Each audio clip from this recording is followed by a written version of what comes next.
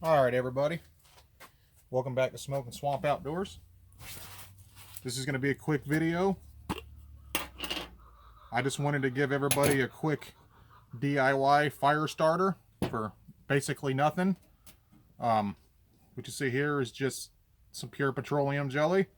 I've had this container for a long time. It's lasts me forever. And here, some dryer lint. You can take this petroleum jelly, see I got here, scoop a little bit out, just like that.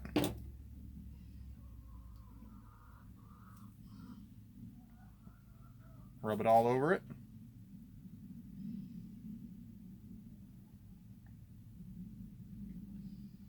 Get a good coat on the outside. Kind of do it for like a little ball. And there you have it.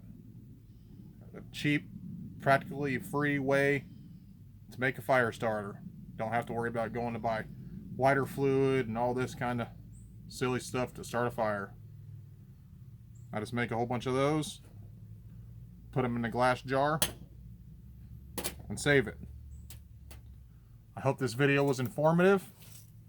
Maybe give everybody an idea to make you a quick free DIY fire starter. Thanks for watching. Subscribe, and I'll see you in the next video.